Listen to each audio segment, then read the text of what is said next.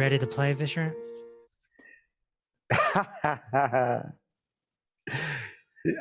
I love play. Welcome back to the podcast for the third time. My first question is, how do I become a Jedi? Well, you got to work out what a Jedi is first. Why would you want to become a Jedi? What is it about Jedis that you would like to be? Well, I actually did an episode on it last year, and I saw you just did a whole satsang on it. I think, Jedi represent someone who has kind of left society in a way, almost like a monk, an enlightened person, if you will. But George Lucas never went all the way with it. He had to, because of science fiction, he had to keep the good guy, bad guy thing, right? So, but, they had, Anakin turned to the dark side. So, So to me, the Jedis were the good guys, and they embraced the noble arts of the heart, of giving and taking care of, whereas the Sith Lords, or the other type of power monger, were into selfishness, into everything for themselves. Greed, yeah. And the biggest mistake that was made by George Lucas was he doesn't realise that you need to have both in a person to be whole, because all human beings have both in them, and all inside needs to be embraced totally. Yeah. It doesn't necessarily mean that you let the dark side run. You don't let the killer run, the thief run, the dishonourable one run, but you embrace it. You hold it in tenderness. And as Darth Vader said, the power is in the dark side. Come to the dark side, Luke. It's where the power is. Yeah. Why is it so challenging to drop the thoughts, drop the ego, drop the desires, when in actuality, they're not even real? They're an illusion. So if it's an illusion, why can't we just? Because you're programmed not to. You're programmed to do what you're doing. You're programmed to constantly think, actually, which is not what you did before you went to school. You pretty much lived in reality before you went to school. You were present to what was happening around you. But you and I went to school and we learned to live in our heads. So we could actually pass exams, get a degree or something later by remembering things and repeating them. And so most adults live in their heads because they've been programmed to at school for 12 years. So enlightenment is really a deprogramming. Absolutely. Higher consciousness. Enlightenment's not a deprogramming, but a mind that will support enlightenment has to be deprogrammed. So enlightenment itself is just awareness aware of itself continually. That's enlightenment. But for that to be supported by the mind has to be programmed to support it. If the mind is constantly getting involved in resistance, contraction, it's not going to support enlightenment. It's not going to support awareness staying on awareness. And so the mind has to be developed to a degree where it doesn't contract, doesn't resist life. And this is achieved through the practice of acceptance of what is. Acceptance of the way the world is as it is. The acceptance of ourselves as we are, rather than how we'd like to be. It's very challenging. Oh, yeah. Any teacher that tells you that it's easy is lying to you. It is the hardest thing in the world to raise your consciousness levels. You might as well climb Mount Everest. It'd be easier. because you're going against nature. You're going against your own primal survival mechanism in the mind, which is to resist, which is to defend, which is to survive. Someone who's awake has basically surrendered unconditionally to truth. That means they've died. You also have to be willing to die, right? I mean, you have to like, that surrender is so Well, you can't deep. play if you're not willing to surrender. If you're not willing to surrender, you can't play. It's that simple. You've ruled yourself out. Surrender is the key. I went to I was sick for a while, and I went to the university and studied at the university for 6 months. All the old masters, Hindus, Sufis, Buddhists, and they all, at the bottom line of every teaching was surrender.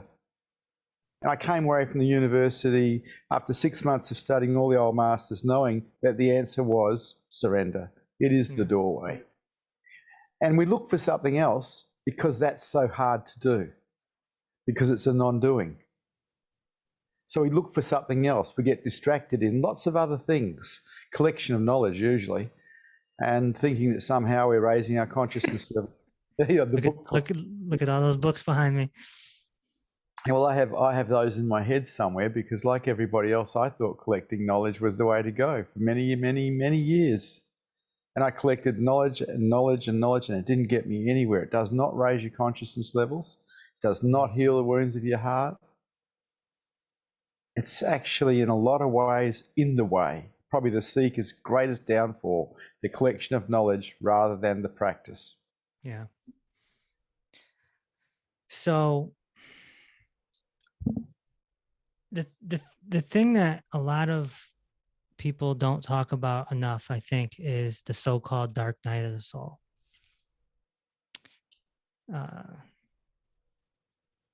Or a purging, as you may call it. Dark night is kind of overused a lot now, but the bottom line is, when we're on this path and we're deprogramming, man, it gets brutal. Yes. And so this isn't very appealing, Vishrant. It's like, hey, come get the best, most amazing existence of your life, but first you got to go through hell. Yeah, that's true. Whatever's inside has to be let out. Whatever's inside that's being collected through repression needs to be let out.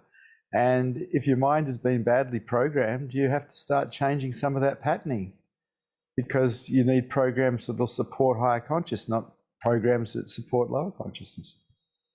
Of course, the main program that supports lower consciousness is victim orientation, which is a dream, but it seems real, and it keeps us in a contracted state, a state of suffering, actually. And so in eliminating that, you're on the road to higher consciousness, just in eliminating that victim-orientated thinking. Yes. But, we grew up in an environment where it was all victim-orientated. Our teachers, our parents, our friends, our relatives, everybody's victim-orientated. So the news. Someone in the news, yeah. Someone who chooses to give up victim-orientated thinking is someone who's quite rare.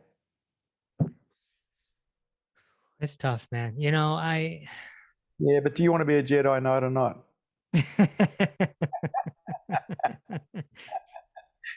You can't be a Jedi Knight and be a victim, mate. You got to be a Sith Lord to be a victim. Yeah. Right. And yeah, I do want to be a Jedi. I do.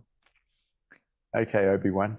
It took a lot of flip-flopping to come to that.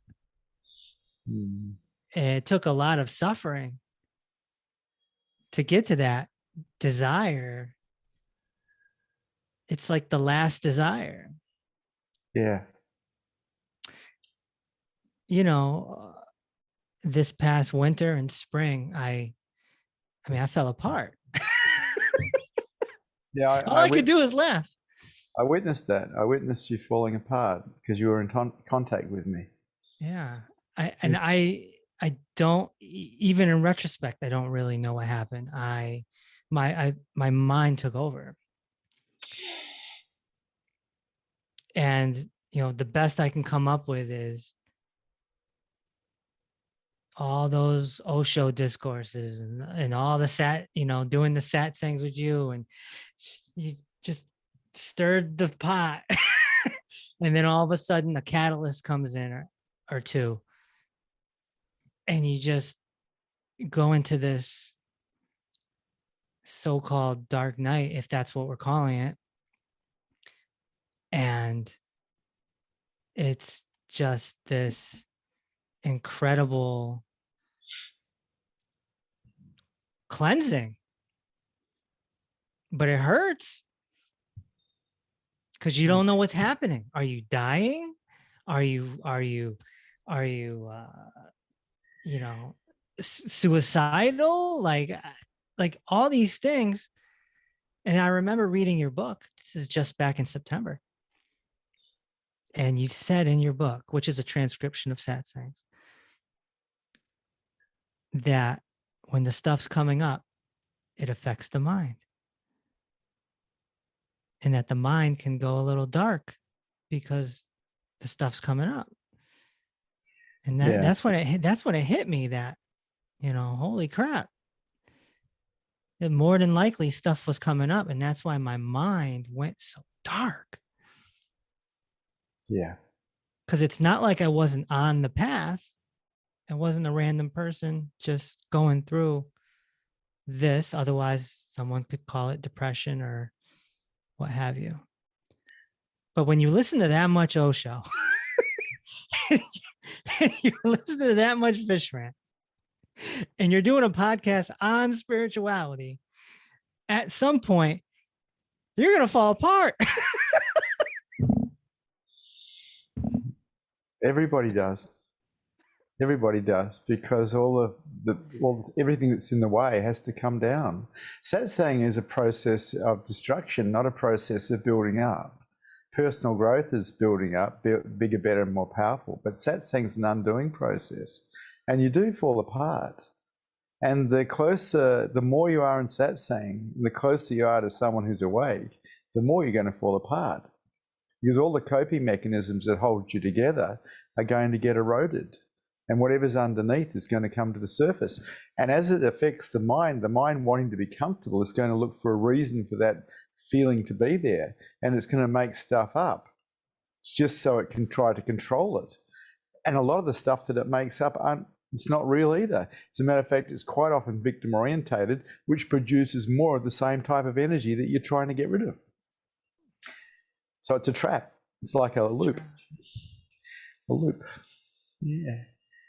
This is why for me, it was very important for me to be with my teachers, to be with people who were further ahead, who were awake, because they could see what was happening and they could guide me. Left to the ego without a teacher, without a guide, the ego will try to be comfortable. It will try to survive. It'll miss the boat.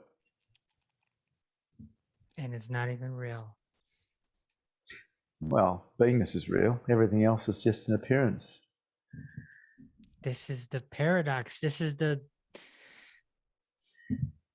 I like the way that Ramana Maharshi put it. He said, beingness is real. Everything else is an illusion. It's all created by the mind. And I agree. But to understand that, you have to be really experiencing awareness on awareness. Awareness aware of beingness itself. And then it's not a concept, it's reality. We are one. I'm talking to myself, and I know that. This is a part of myself I like. There you go. You see, a lot of people get caught in this thing where they don't think they can love what they don't like.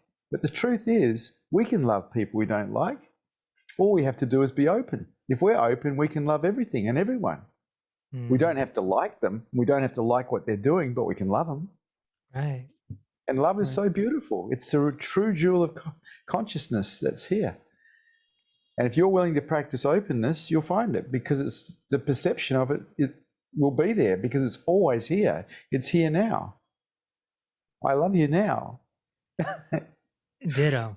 I was so closed. I was so closed. Yeah. You But know? you didn't know you were closed. You didn't know. People who are closed quite often don't realize how closed they are. People who are in lower consciousness don't realize how locked in lower consciousness they are. It's not until your consciousness levels rise and you look back and you go, wow, was I lost? Moving towards that Jedi state, of course. Yeah. Yeah. And then in September,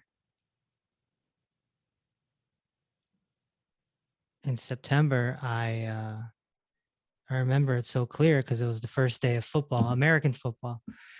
And sitting there, all right, some games are on. And then all of a sudden I noticed that I was so present. I went for a walk and everything felt so different. I was what you call being switched on. And all my thoughts were wiped away. Like the best way I can explain it is a windshield wiper on a car. Every thought was like gone, gone. Like nothing lasted more than say 5 seconds. It's just gone. And I was just like, this is awesome. I'm looking at trees with wonderment, you know? And it lasted 5 or 6 hours. I went to bed like that. And then in the morning, my mom pissed me off. And that was it. And then the next few days, I was so upset that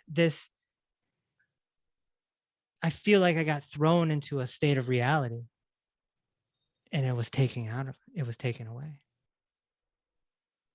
I don't know if it's satori, I don't know what, but whatever it was that I experienced was gone. Oh, it sounded like a satori, a glimpse of reality, a glimpse of what is true, rather than the dream that you've been in. But as you were talking, you were mentioning football season starting in September. Mm-hmm.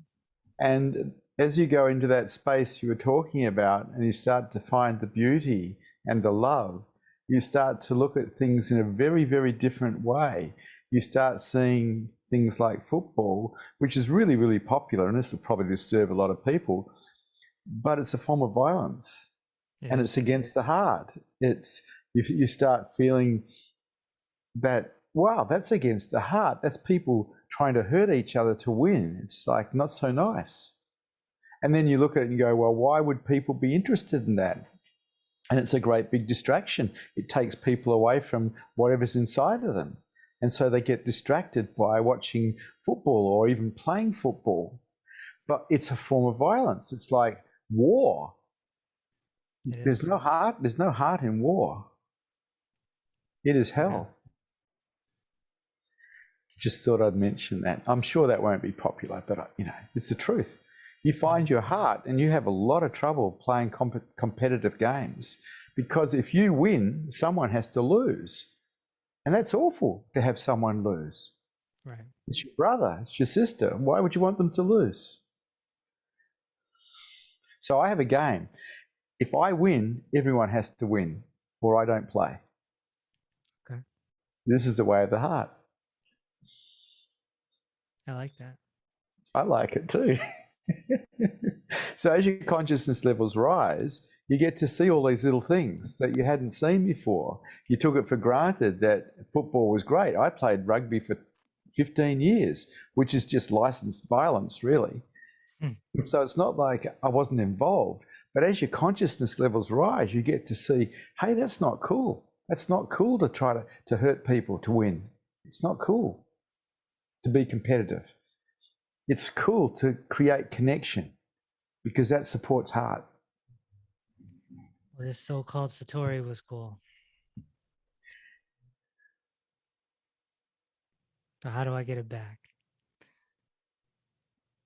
Actually, I think you asked the question. You got to wait till I answer. If you ask me, keep letting go. You know, the practice of openness, which is what allows you to perceive heart or love, is the way. The more open you can be, you were telling me before you were really closed. I would agree with that, but you're opening up. And this is the way to higher consciousness. You don't raise your consciousness levels by being closed. I've met quite a few enlightened people now, and one thing they all have in common is they're wide, wide, wide open.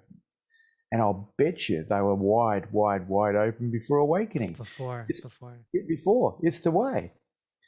Any defense system you have, any protective device you're using is actually in the way of higher consciousness. It's an obstacle. And so the answer to everything is yes. Yes. Yes. And so I accept American football and Australian football, and I accept rugby, but personally I wouldn't be involved because it's violence. But I accept it totally. I don't have a problem with people who play it. I don't have a problem with people who watch it. But for myself, I'm not involved. I accept it all. And acceptance is the key. It's the key to happiness. It's the key to higher consciousness. The big thing that I had to deal with during this time was having sleep issues. That was the big thing, because not sleeping makes your day not so good. Hang on a second. You and I have discussed this before, because when you were having sleep issues, I talked to you about it. Yeah. Sometimes I don't sleep for days on end because the light is so bright. Really? Yeah, and I just make it okay. I just make it okay, particularly when I'm running retreats. Sometimes I don't sleep at all because the light is so bright. My mind just won't turn itself into sleep. Huh. But it's just okay. And I run on empty, which is like using the least amount of energy to do the most amount of things. It's pretty cool. But if you go into resistance to not being able to sleep, well, that's just make it harder for you to sleep. That's right. That's right. That's right. That was something I had to surrender to. It took quite a while. It took months. Yeah, but you're stubborn.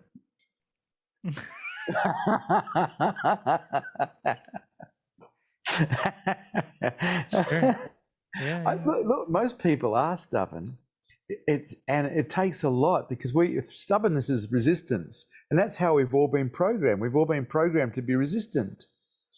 But if you want to go high in consciousness, you learn to let go. You learn to become less than rather than more than. Interesting story. Back in May, I got together with Milarepa, who was a disciple of Osho, a sannyasin. He was one of the musicians. Turns out he lives in Connecticut, where I live. He's only about an hour away. So him and his girlfriend, they were like, "Yeah, we're driving through." I was all right. Let's meet at a park, right? Yeah, I'm in the middle of my so-called dark night. I mean, I'm like going through it, you know. So we met up, and I briefly talked about it, and his girlfriend looks at me, and she's from India, and she goes, in India, we say that the man who loses his sleep is the man that's on the verge of enlightenment. It's like, huh? I don't know if it's true, but I was like, really?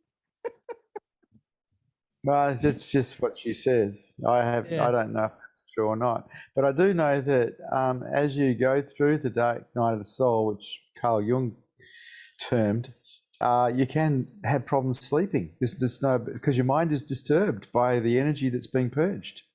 Yeah. And so this is just time to let go of a whole pile of stuff you've collected over lifetimes.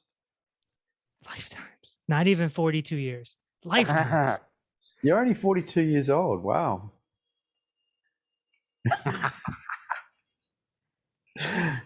Lifetimes. Yeah, I started to realize that a lot of the stuff coming out of me towards the end was actually older than this body.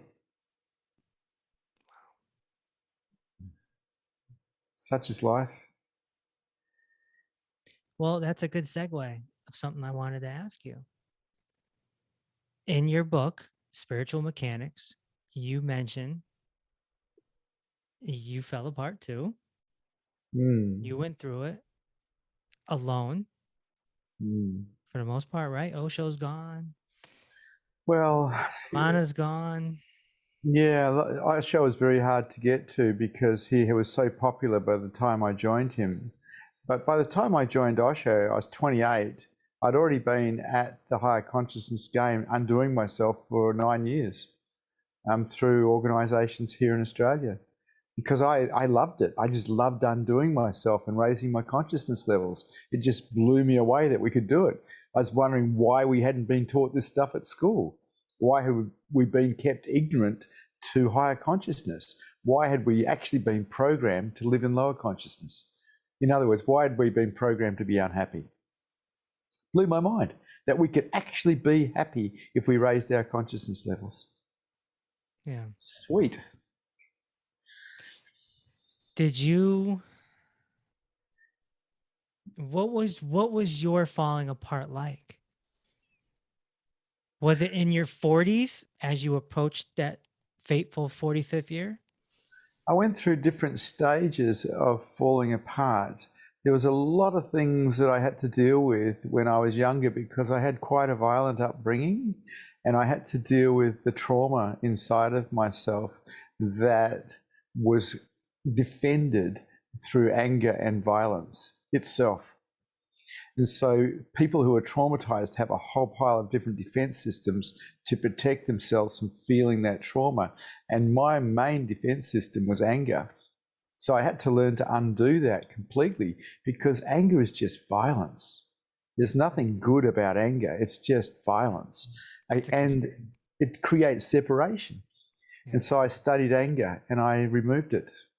I removed it because I removed victim-oriented thinking. I stopped blaming other people, situations, blaming myself. I stopped blaming for how I felt. Something touched me. Instead of blaming something for it, I owned it. I make myself feel. And for those listening, this isn't something you just snap your fingers. This is a lot of work, tedious work.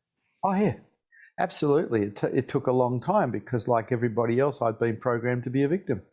I programmed to believe that the world was wrong, that my parents were wrong, that authority was wrong, that people shouldn't do this, they shouldn't do that. A whole pile of belief systems that allowed me to be a victim of life.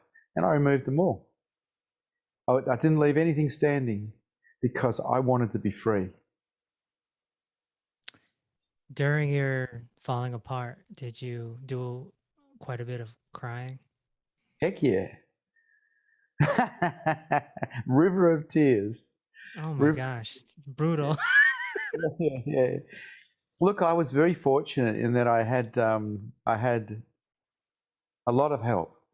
You know, I had a lot of good teachers who showed me the way, and I got into it when I was 19 years old, and slowly but surely, the pieces of Vishrant that were in the way were removed. And as they were removed, less things tripped me up. Life became happier. Life was more successful. It's very hard to be successful when you're constantly contracting against the world. But if you're wide open, people want to play with you because they can trust you because you're wide open. And so as my consciousness levels rose and I became more and more open, I found my life to be happier and happier. But, and there is a big but with that, everything inside did come out. The dark night of the soul, as Jung put it, wow, it did happen.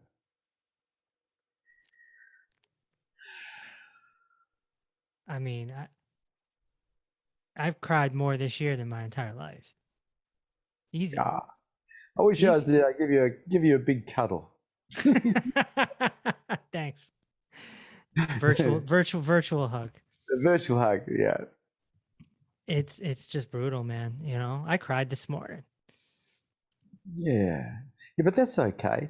It's really wonderful that you can allow yourself to cry, because it's a wonderful way to let the pain out and to heal. If we're willing to meet what's inside of ourselves with a tender okayness, we can heal everything inside ourselves. Tender okayness. That's brilliantly put, you know. Yeah. I have on my little whiteboard in the office here, make everything okay. Yeah. Be okay with everything. I got that from you. Mm. Just make everything okay. You know,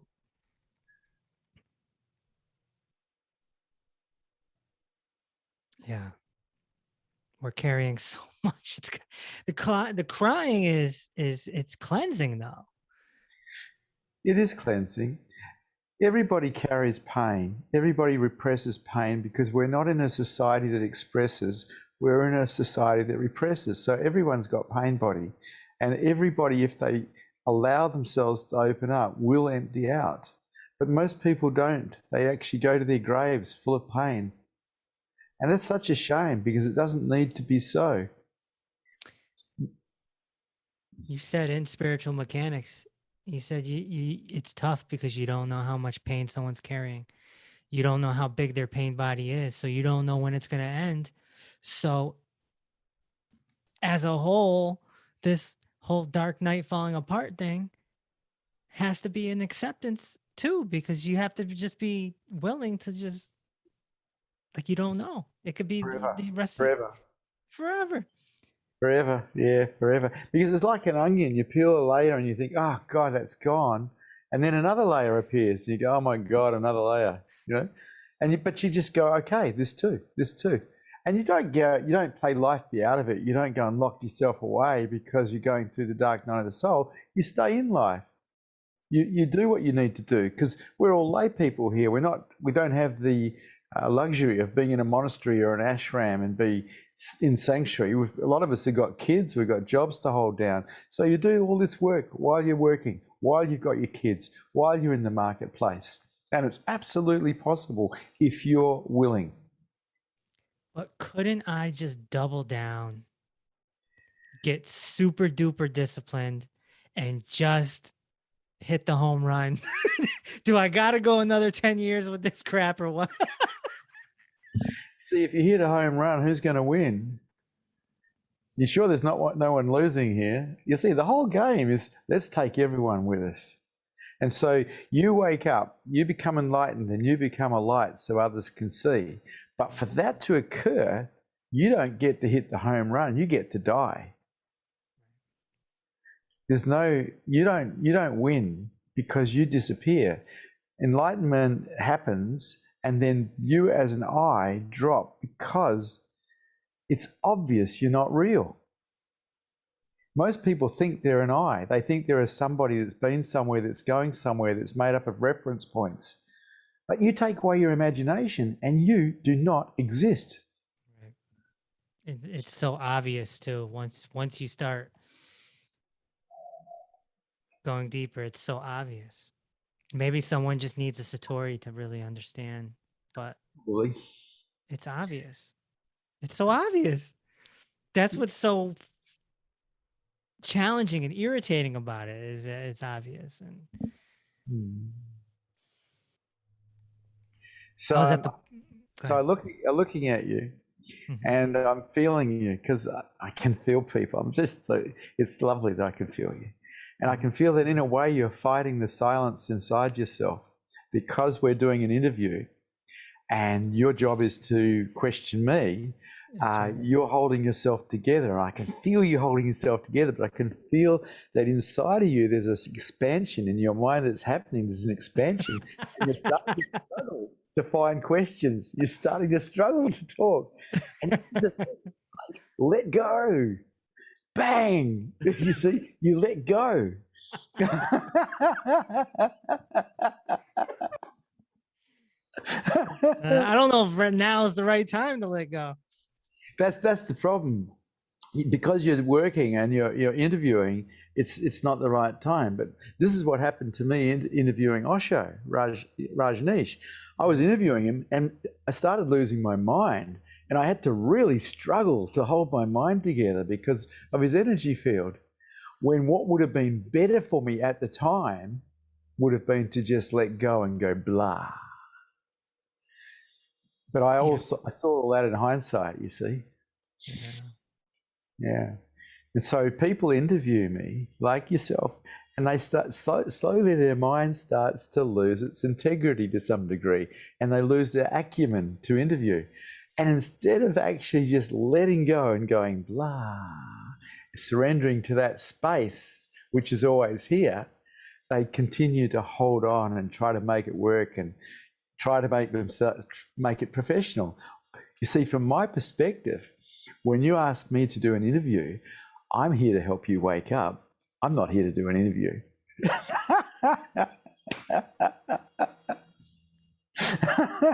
Yeah. I see someone who has the potential of being a light so others can see. That's what I see. And why would I waste it on an interview when I can actually talk to you like this, and you can have a look and start to feel that silence and stillness in your own mind, because it's disappearing.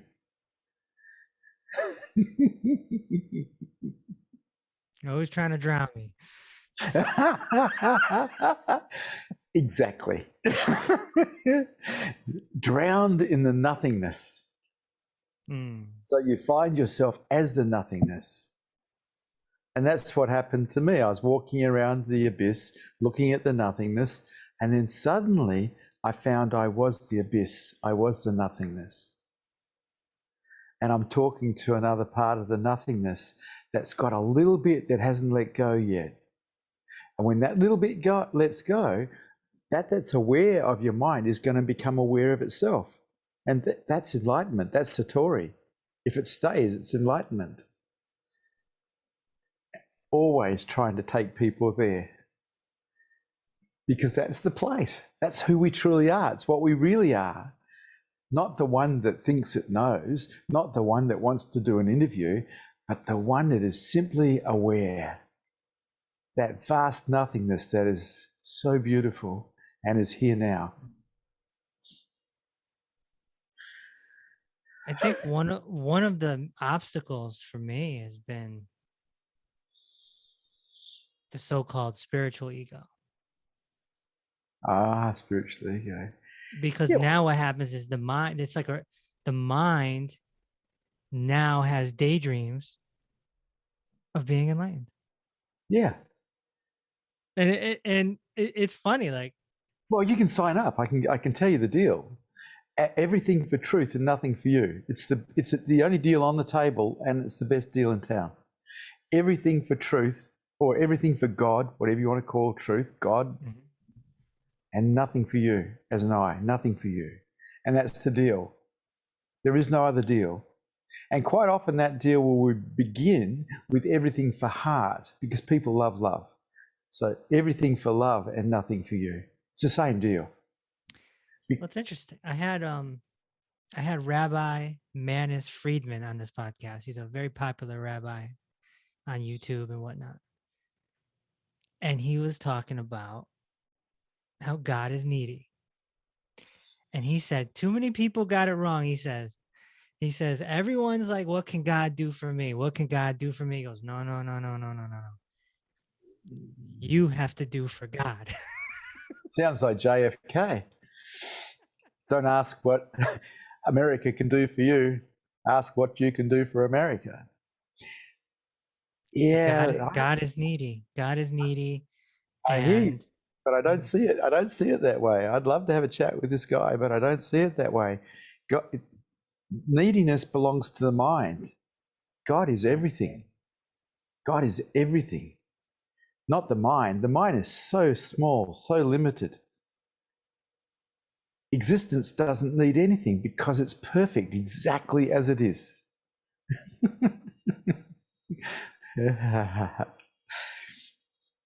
You conceptualize God, But there's a big difference between conceptualizing God and knowing God as self, or knowing truth as self.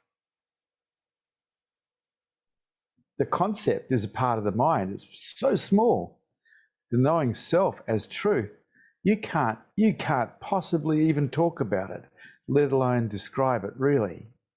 It's just impossible. It's too vast. Our minds are too small to even comprehend what is being seen. Do you think that's why traditionally, or going back to Gautama the Buddha and whatnot, do you think that's why he kept God out of it? He didn't want anyone to become attached to that. It's just move that to the side and let's just Absolutely. focus on the discipline. The whole idea of you and God is separation, and that's in the way. Creating yourself as separate from God, when God is omnipotent, omnipresent. God is everything. And when that's aware of your mind becomes aware of itself, that is seen as such, that we are all of that. And that's enlightenment, if it's ongoing. If it's only a short period, it's a satori. So people experience self as everything in satori, or they might experience the brightness and the silence and the stillness. There's different types of satori. There's different levels of it. But basically, everything is God. But we as human beings tend to project ourselves onto God. And this is a mistake, because God is everything. And this is just a spacesuit with an onboard computer that thinks it's important. And it's not. It's just a part of everything. So it's almost like the body and the mind is an avatar. That beingness, which is everything, gets to experience this plane in. But it's not personal in any way, shape or form. It's because we are everything. How can it be personal? I am you. You are me. We are one. No personal.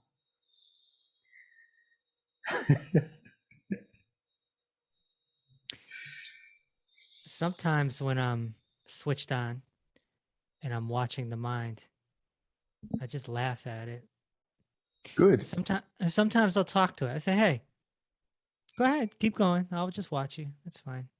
Perform.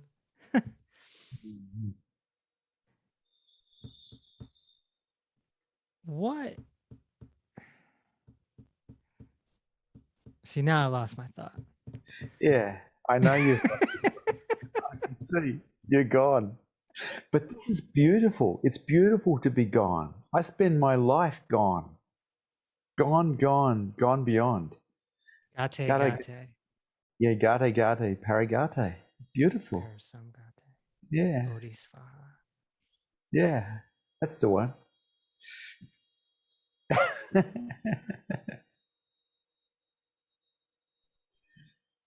So, who are people that are deeply religious and usually the Abrahamic religions, but who are they talking to when they pray to God? Themselves. You see, you love God with your whole heart, your whole mind, your whole body. You love God, and in that love, you disappear and find yourself as that. Love is another vehicle or another doorway, because you surrender to love, and it allows you to know yourself as the truth. But you give your whole life to God, or whatever you want to call it. And then instead of knowing yourself as this little I, which is so small, you know yourself as the universe. Ongoing. This is enlightenment. And we are all that, not just some people. Everyone is that. But we have this bad habit of projecting things onto God that have nothing to do with God. God is everything. And we are that. And in some religions that would be seen as blasphemy. I really don't care, because it's the truth. We are that. We are everything also. Yeah, this is... But not personal, not personal. It's not like the I is claiming that. It's just a fact. We are all that.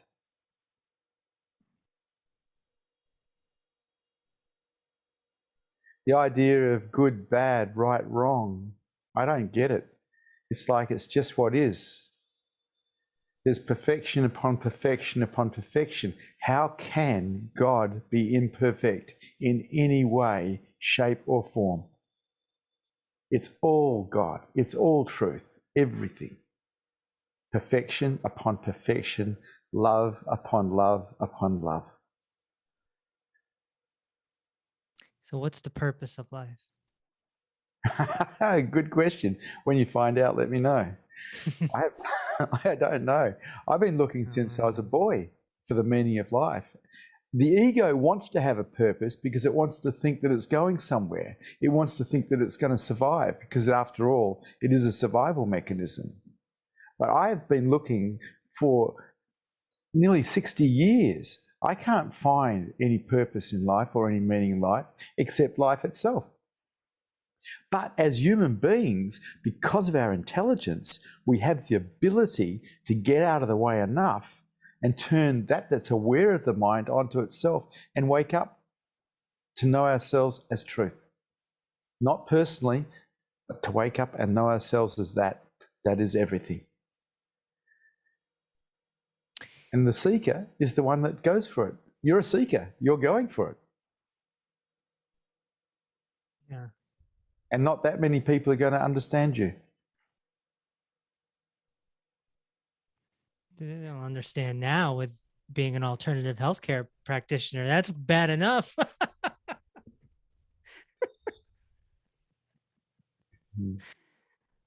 Oh, man.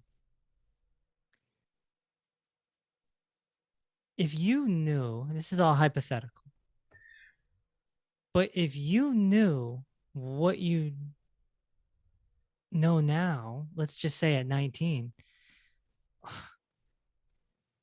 could you have fast tracked it and not gone from 19 to 45? Yes. You could have. You could have doubled down. I could have fast-tracked it because I could have practiced acceptance and the totality of acceptance a lot earlier. I could have known in that case that the doorway is death of the I, that the I doesn't survive the journey into reality because the I itself is not real. I could have, and the willingness to let go of everything is death. The willingness to be a nothing, a nobody, going nowhere is death. You surrender unconditionally, no conditions whatsoever. You do not know what's going to happen after awakening occurs. You don't even know if the body's going to survive it. You just don't know. I meet these people who say, I want to get enlightened and I want to write a book and I want to do public lectures after I wake up and I want to be a satsang teacher. You have no idea what's going to happen. You mightn't make it. You might end up dead. That's what might happen. You don't know. You just don't know. All these projections are rubbish. Because one of the things that definitely happens upon awakening, if not a long time before, is you become extremely present to reality. There is no future. There is no past. There is only now.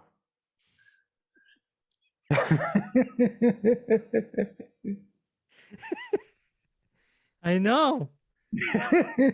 I knew it for like 5 or 6 hours. Yeah. It's so true. Not completely though, because there still was thoughts, but they just didn't last. They just. So what's happening in your head right now?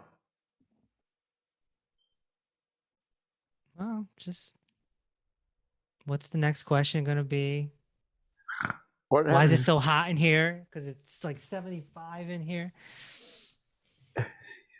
Look into your head right now without trying to look for questions, because I know you're trying to do an interview, but look into your mind and see how empty it is right now.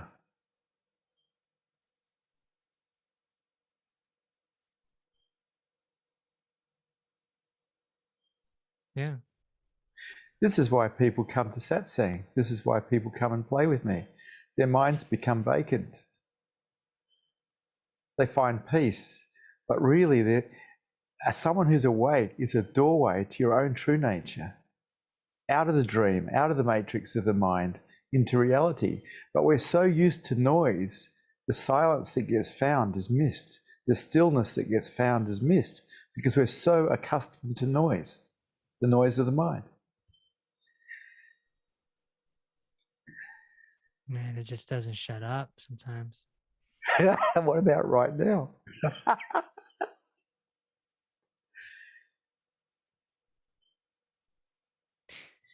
Today I was at the park and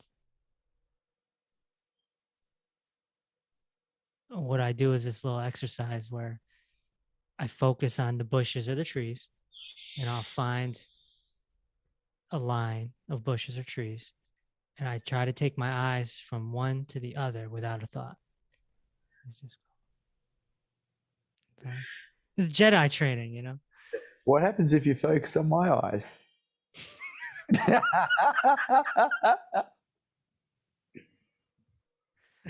Oh no. When I looked into my teacher's eyes, my awake teacher's eyes, I found my death, because I found that vast nothingness that we are. And in that, the eye dropped and I found my death as an eye. Yeah. But that opened a whole nother world of reality. The false one had dropped and now reality was shining. It was obvious.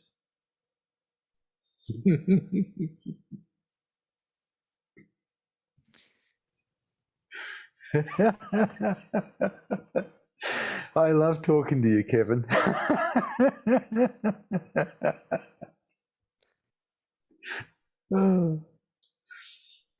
I once heard you say that you had a satori while you were driving. I had one about 2 or 3 weeks ago when I'm always in satori, but the satori was bigger and I disappeared completely out of the vehicle. And then the passenger noticed that the vehicle was on the wrong side of the road, headed towards the trees. I'd actually left the body. And they grabbed me by the arm and I come back into the body and there I was on the wrong side of the road, headed towards the trees because I was driving. Wow. Yeah, and so I'm not driving long distance anymore because when I drive, I start to really, really go back and back and back and back to a point where there's just no awareness out here anymore.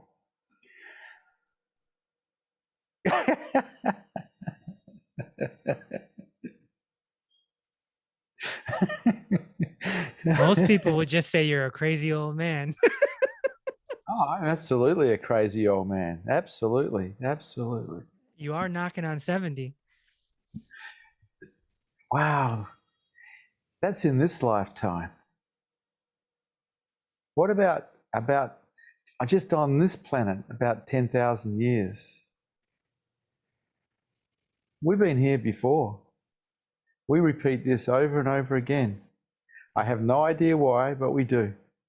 We come back, we get born, we do the whole thing again, the whole suffering trip again, then we die, then we get reborn again, we do it again. But you've beat the game. It sounds like there's something to win when you say that. Mm-hmm. From the perspective of the ego, yeah, I guess so. But from the perspective of reality, it just doesn't matter. Nothing does. It's all perfect. The good, the bad, and the ugly of it is all perfect. So you've got to look at what perspective are you looking at from. The ego eventually gives itself to truth, and in that it dies, it drops. And then there's just nothingness as self. People are frightened of that. They think, oh, that's negative. No, it's beautiful. It is beautiful to know yourself as truth. But we're so frightened of the unknown because that's what the mind is programmed to do, be fearful of what it doesn't know. And people believe the fear. It's not real. Fear is a projection. Do you and other Buddhas not tell us everything? Some don't. Some don't tell people how hard it is to wake up. Some Buddhas don't say how difficult it's going to be. And I think that's a mistake. I think the seeker deserves to know the truth as to how hard it's going to be and what needs to happen. And when I was a seeker, as a human being, I only hung out with teachers who could see me and who were prepared to tell me what they could see. I wasn't interested in anyone who was flattering me because I already knew that I was great. I didn't need to be told. What I needed to be told was where I was going wrong, where I was stepping off the track, where I was making mistakes. And so I sought out teachers who were like that. And so some teachers don't tell people enough of the truth, I feel. And I think a seeker deserves the truth. They deserve to know how it works. And that's why I put out that book, The Nuts and Bolts of Spirituality, because people need to know. If you're going to take yourself apart, you need to know how. I really mean the supernatural stuff. Like I once heard... Supernatural. Yeah, well, I don't know what else to call it, but I mean, like the stuff you just talked about in the car. No, this is... There's, I guess what I'm asking is, there's got to be things that Buddha didn't say, because, or Osho or whoever, because you're meeting the seeker where they're at, which is a programmed mind stuck in the ego. You start talking some leaving the body stuff, right? That's not where they're at. Unless they're like doing, they need to worry about not getting triggered by mom. You know what I mean? That's where I'm at. Awareness is everywhere, and we are that. And so you talk about it being supernatural. It's not supernatural. It is natural. We are everything.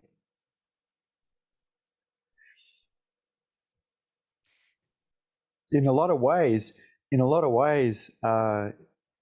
it's artificial to think of yourself as an I, because the I is just made up of dream. It's not real. But the universe is real. Beingness is real. Truth is real. Heart is real. The mind is not. And what it thinks about itself and the world is not real. They're just thoughts. They're just imagination. The quest for the seeker is to find what is real as self. That is the quest.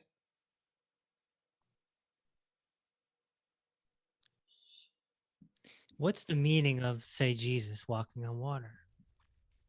I don't know. I never saw him.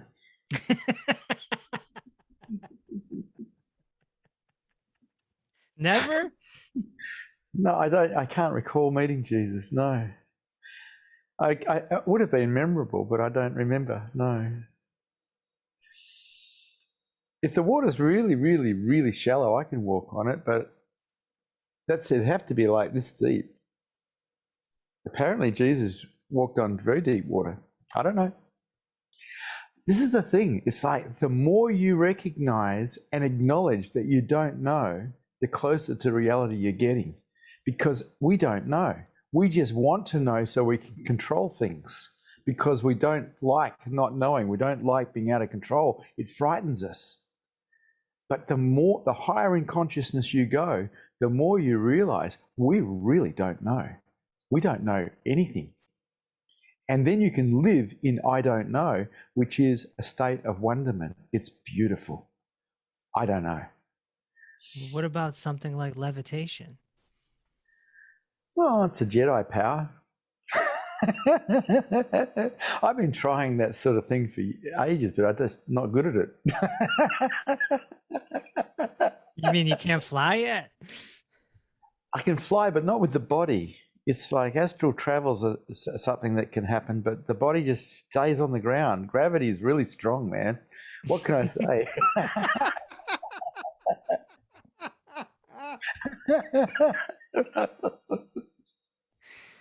Oh man.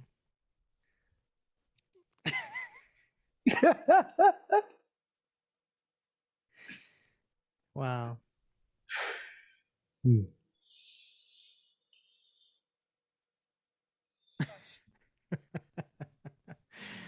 Well,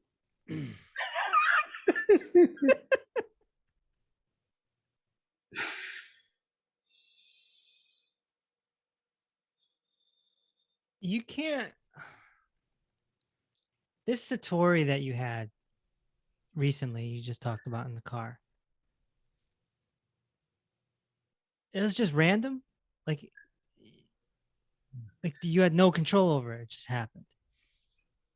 Right at this moment, I'm aware of you, but I'm also aware of the universe as self. Now, if my awareness of you disappeared, I would just be aware of universe as self. And that's what happened in the car. Instead of being, I was aware of universe as self and the road and driving, but awareness pulled back away from the mind, away from the world, and back on itself. And so there was a disappearance of awareness out here. Because awareness can face more than one direction. It can face in and out. In most human beings, it faces the mind, and through the mind senses the world. And that's how most humans live their whole life, with awareness on their mind and through the senses the world. In someone who's awake, awareness is on itself, but it can also be on the mind and through the world and through the senses the world. But it's on itself, and it's always on itself. If it's not on itself, it's not awake. There's no awakening. It has to be on itself. And so satori, as satori is described, is happening right at this moment. Hmm.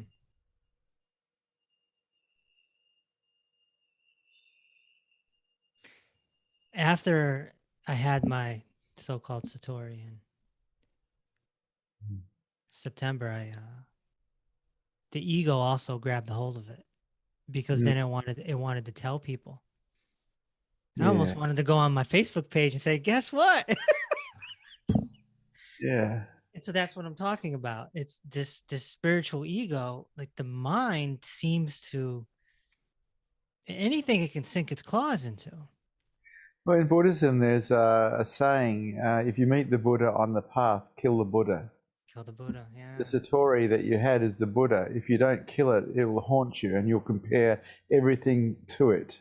And that comparison is a dream. It takes you away from reality. And so you kill the Buddha, you forget the past, you forget the story, satori, you forget it completely. Leave it alone. Be fresh with what's here now. Always, Always. always.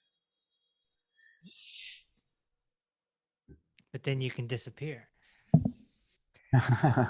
You don't exist anyway. You're just a figment of your own imagination, mate. That's the thing, Vish, is all right.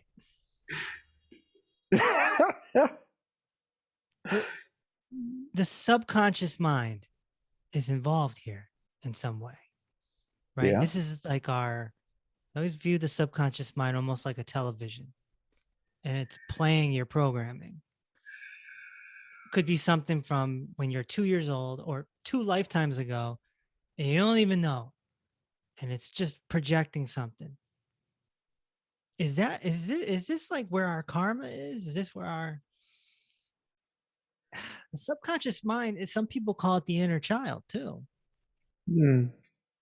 Well, inner child work, yeah. I don't know. I don't know the answer. I hear what you're saying. I just don't know. The subconscious mind is just part of the mind. Then you have the reptilian mind, which is kind of like a real basic primal stuff. But you can surrender it all. We have the ability to surrender everything and be free. But most people will never surrender because they don't want to let go of control. They want to maintain safety through control. And someone who's awake has let go of control. They've surrendered. Does this include some of your community members in the satsang? Are they not ready to let go? And if someone's ready to let go, they would have let go.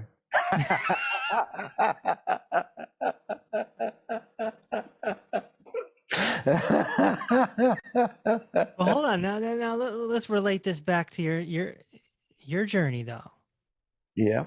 You're saying you weren't ready to let go until you were 45 years old. I thought I was ready after the first satoris, 12 years before, but I wasn't ready. There was things that I was still unconsciously attached to, still things I was unconsciously connected to that I hadn't surrendered. And so I had to go in there and just find those things and let go, let go, let go. The game was openness. I played the game of openness. And the more open you can be, the more you can let go. Anywhere where you're closed is a trap. It's where you're stuck. Anything you're hanging on to is a prison. People see you now and they're probably saying, wow, this guy is living the life. He's unbothered, enlightened, etc.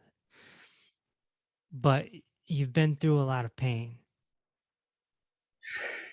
In your book, I heard you, and in a video, you don't mention it often, but you lost a child.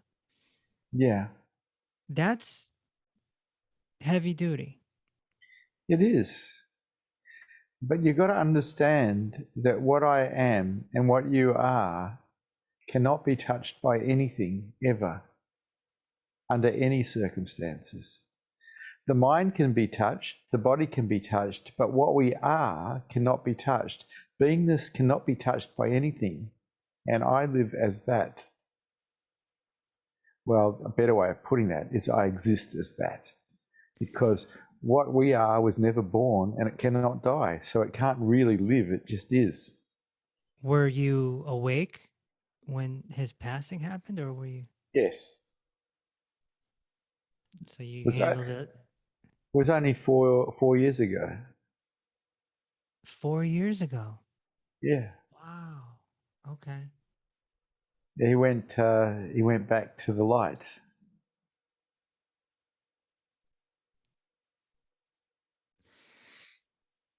How do you and he was like 20, something like that?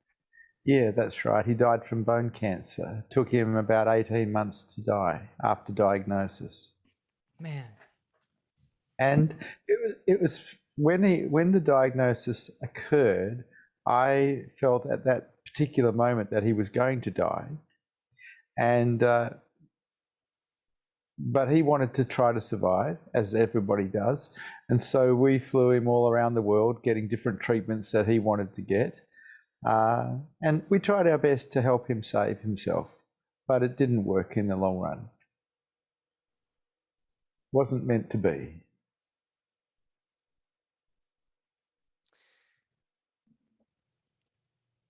Obviously, he knows what you do. Hmm. Is there? He was. I respected him. He didn't want me. He had been into many satsangs. He was a part of the community, but he didn't want me to talk to him about surrendering to death, and so I respected that, and I didn't.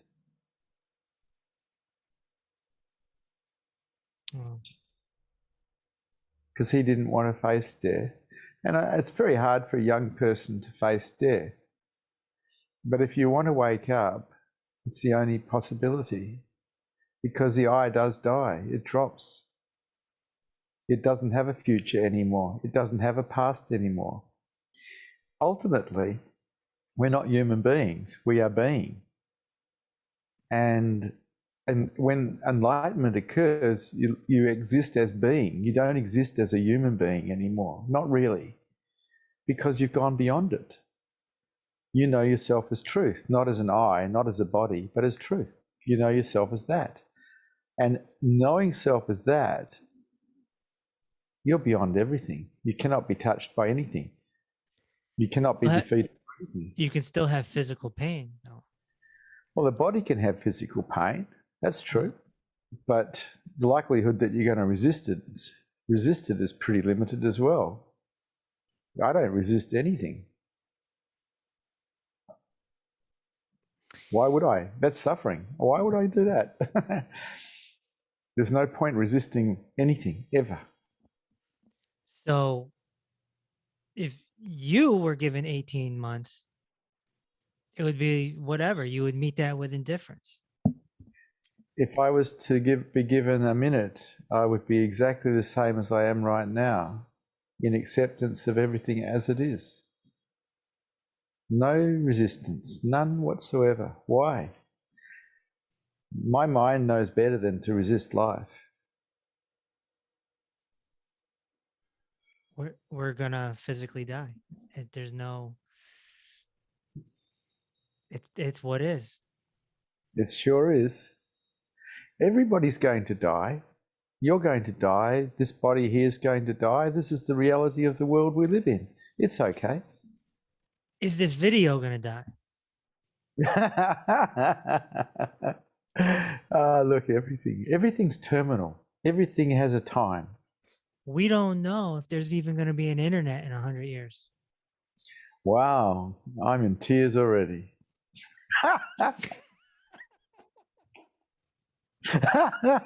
I've got a guy coming over today from Queensland. He's flying over and he's bringing all this VR equipment over with him. So we're going to get into some virtual reality. I'm looking forward to it. It sounds like fun.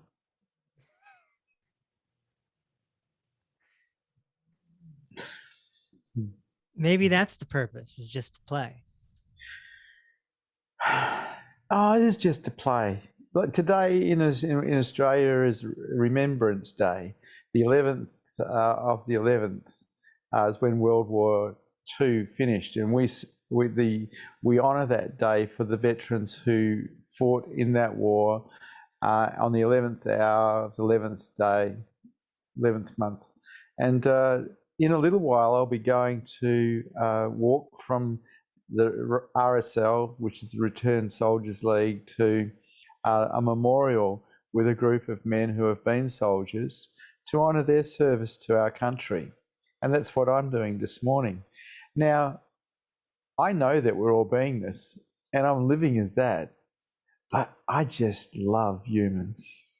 And so I'm going to walk with them and love them as they do their remembering. Yeah, I see. I see your picture sometimes. You're part of some sort of group, some sort of club, motor club or something, or Motorcycle club, yeah, the Military Brotherhood Motorcycle Club. yeah. Cool. Are you? Do they notice that you're living as being this, or you're just? No, nobody notices. Why would they notice? I don't want to stand out. I don't want to be special. I'm a nobody going nowhere, and I'm moving in that direction pretty rapidly.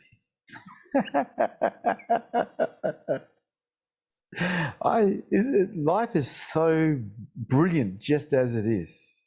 There's nowhere to go. There's nothing to get. We're on this damn ball traveling through space at 25,000 miles an hour without anyone driving. What's everyone so worried about?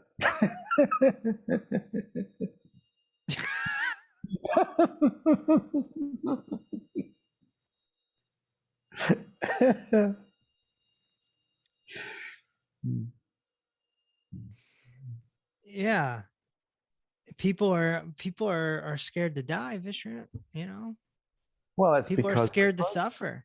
we're programmed to be frightened of death because the mind is a survival mechanism. The body is a survival mechanism. But that's all human beings in a lot of ways are, survival mechanisms. But because of our intelligence, we can go beyond survival and love. And that's the beauty of being a human being. We can love. We can learn to put ourselves aside enough, open up enough to perceive love. How wonderful is that?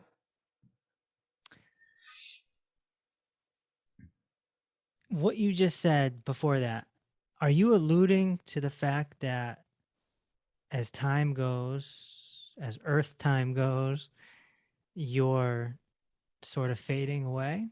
Hence that satori you just had in the car? Yes, that's true. Like how Yoda disappeared. I do like Yoda. Well, I just because you look at a lot of the enlightened masters, self-realized masters, they don't live that old. I can't recall one being 100 years old or anything like that.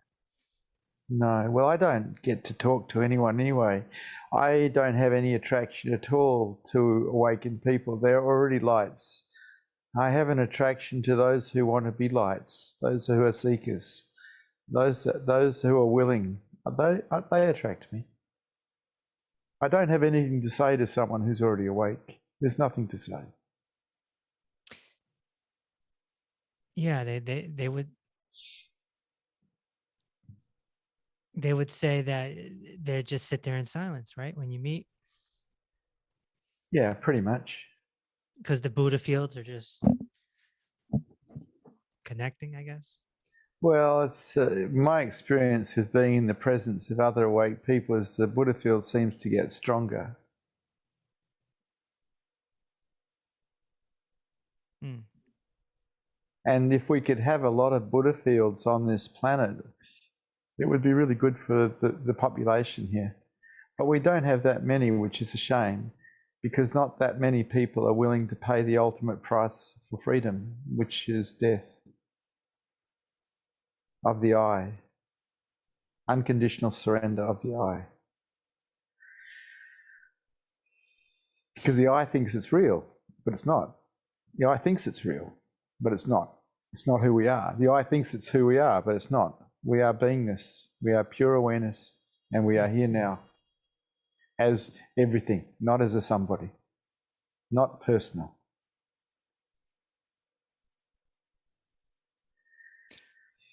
So what do I got to do as my so-called final steps to let go?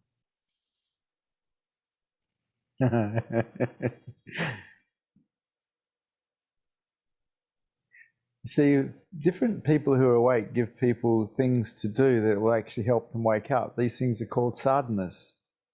And the sadhana that I give most people is the sadhana of openness. You practice openness and acceptance with everything in life, and it will set you free. The only thing that keeps you imprisoned is your constant resistance to life, which you're programmed to do. So it's natural for you to do that. But to go against that is to practice openness, is to practice acceptance of life as it is, and witness the mind instead of getting caught in the mind. Just watch the mind, and you start to see how it operates. And you can take apart the bits that are keeping you trapped. So you witness the mind and you practice openness. This is enough to take you home to your own true nature. But it does demand that you actually witness the mind and that you practice openness. Thinking what I've said is a good idea isn't enough. Thinking it's a bad idea, well, I can't help you. My teacher, Bhagwan Sri Rajneesh, taught witnessing the mind and meditation, being present to what is real and simply watching the mind. He liked Vipassana. He liked everything about the Buddha. He did. He liked Buddha. He liked 𝐸𝐴. He liked a lot of the awakened ones. Hmm. But he was kind of brilliant. He was Very poetry. bright, very bright light. He was poetry. Now what we need to see is a bright light there. A Kevin Reese bright light. Yeah, no, Yeah. that one. Yeah. Yeah. But I must go. It is time for me. Okay. Yeah. You're not going to disappear, are you? I disappeared 22 years ago. I'm just pretending to be here. I've been pretending to be a human now for 22 years. There's no human here. That all died 22 years ago when the mind dropped, when awareness discovered itself and stayed on itself. People love to think they're human beings, but most people are human doings anyway. They're constantly doing things. They're not even being. We are actually being. Again, my last question. Hypothetically, are you saying life would have been even better for you if it would have happened at a younger age instead of just 22 years ago? Yeah, you're making a comparison and making something better and something worse. That's true. That's true. Yeah. I don't live like that. I accept everything as it is. Not It better, already not. happened. Yeah, it's what is. What is okay. Let me rephrase then. If a 19-year-old came to you and said, should I do this right now, all the way? Should my I die? Go through this dark night, go through this hell, and get to this light. Should I do it now at 19? Would you say yes or no? Absolutely, yes. Because enlightenment is freedom from a life of suffering. Suffering is optional. It's not. Well, suffering is what people do when they live as an I, because it constantly resists life. Yeah. Freedom is knowing yourself as truth. No suffering anymore because you don't resist life. You accept it. Vishrant, thank you for this talk today. Thank you for being a lovely student.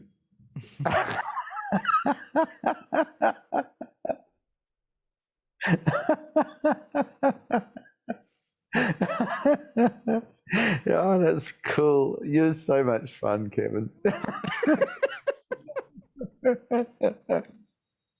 You see, you after our interviews, you became a little one of my students because you kept contacting me.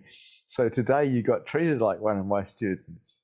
If you had never come to me asking me questions, I would never have taken you on as a student, and I would never have treated you the way I did today. But once you're a student, mate, I don't stop. My intention is to help you wake up to your true nature. Absolutely. Because that's what you want, and I know that. I really don't have any more questions. I know you don't. You didn't have any more about half an hour ago. You were gone. Unless you've got them written in front of you. And that's what happened to me with Osho. I had them written down and I had to read them because I lost my questioning ability. Yes, you were like staring at the piece of paper a lot. I remember. Yeah, and I couldn't read it. Osho's energy was very powerful. But do you think everyone in there could feel it? Oh, heck yeah. The people that were in the room there was probably about 30 people in the room, and they were all very close sannyasins. They were all the close crowd. And he had his guards in there as well. And the room was 0 degrees. In temperature, would have been 32 Fahrenheit. Because he would have taken on so much energy from everyone in the room, it was heating him up. And so even when he was on stage in the big auditorium, he had 3 air conditioners in his chair on him because he would have been cooking. Because you take on all the energy of everyone around you.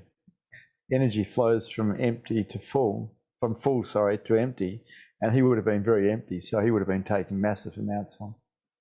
And so it was when I went to see him, it was summer, yet the room was absolutely 0. It was I had to wear warm clothes, like I had to wear a coat to interview him because I was so cold.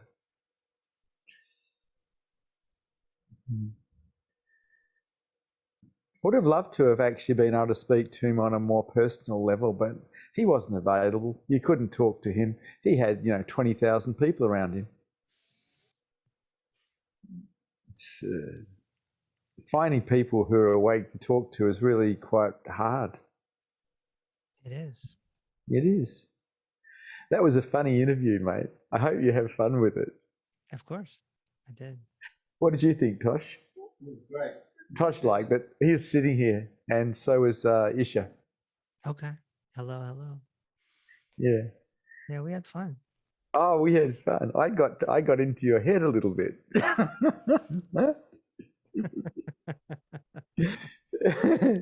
But that's my job. My job is to get into your head and expand your mind. That's my job. It's not that I'm not really there to answer questions. I'm there to actually try to help you see the space that you already are. Because the answers to the questions won't really help you. No. That just gives you more knowledge, you know? Right. But that's what I mean. Like, I don't have any more questions. Like, there's nothing. I don't I feel like like the there's Star. any. I like the Star Wars thing, the Jedi thing. Yeah. Yeah. Well, I'm a Star Wars geek. I like Star Wars a lot. Yes, so am I. I watched it recently again. I watched all of them again in order. You know, I love it. I believe there's another one coming out at the end of this year or the beginning of next year. Yeah. Yeah, and there's also more Star Trek. I don't know if you know this, but in the series, the Clone Wars, the animated series, Yeah, I didn't watch. I've never seen the animated series. it's amazing. It's amazing. Was it? And it's amazing. In the I want to say the last season, Yoda goes through Dark Night of the Soul. Do you know that I have the Stormtrooper outfit, the stage Stormtrooper outfit?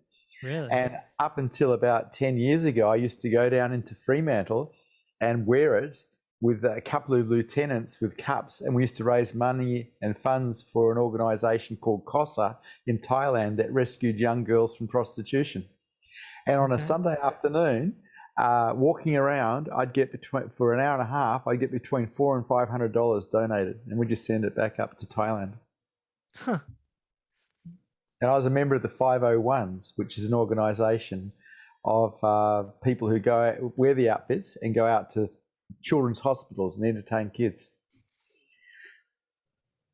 Well, just So loving people.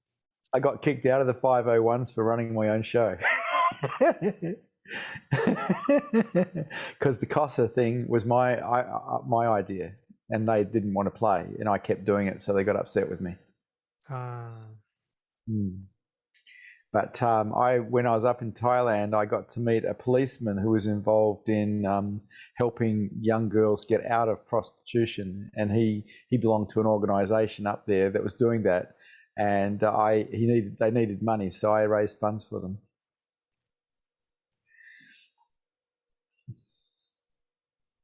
A Buddha doing charity work. Why not? What else is there to do? People get all these false ideas of what awake means. They get a real misunderstanding of what awake is.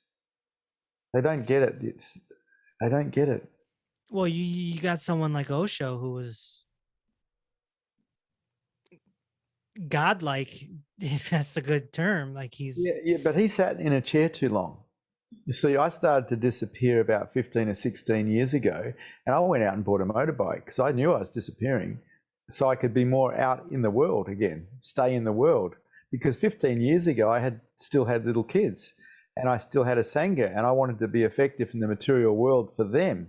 And so I could feel the disappearing happening then. So I went about being involved with things that kept me out rather than took me in. Osho went and sat alone in his chair all day long. Of course you're going to disappear. Well, not just that, but the body needs motion just as much as it needs food, and he didn't move. No. So that's not good. That's not healthy. Well, for the first 6 months, that happened to me too. I just stared at space. I sat in the chair and stared at space. And you got out, though. One of my teachers came and got me out. Yeah. But he just sits still. He didn't move. He'd stay in his room, just sitting still, staring at space. And if I do that for even a couple of hours, I lose language. I lose the ability to talk. And so we're going down now. I've got Tosh and Isha waiting. We're getting our black gear on, and we're going on the Harley Davidsons down to Remembrance Day. Okay. Your three-wheel bike? No, I'm going to take, I've bought a new Harley. I'm going to take the Harley. Okay. It's a soft tail. Okay. Just don't disappear on it. Yeah, well, it's not a long distance from here. It's only about a 15-minute, 20-minute ride. It's the long rides where I actually tend to move more backwards. Though after satsang, I've stopped riding my motorbike after satsang. It's too dangerous. Can't corner. Not in my body enough to corner. Too removed. And you don't even have to ask what's where. No, I haven't done that for 22 years. Because I meant to ask you that. Was that the final practice that put it over the top for you at 45? When all the thousands of satori started happening? Was it self-inquiry? Not really, no. I mean, what happened was I was in retreat with an awake teacher, and I found myself as being this while in the retreat. And after the retreat, it remained. It didn't go away. And so self-inquiry had already finished. You don't need to inquire if you're knowing, if awareness is already aware of itself.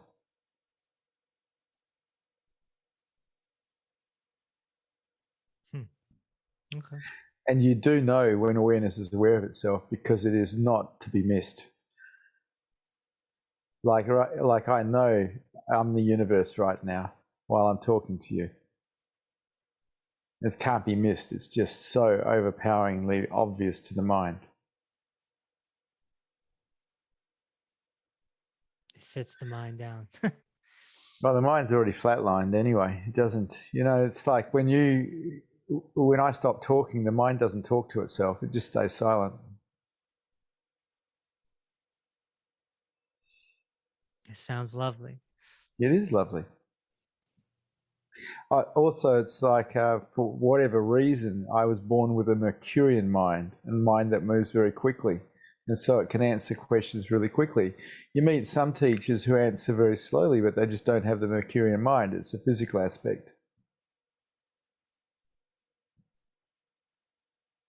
You have a Mercurian mind also. So I've been trying to put it in tar.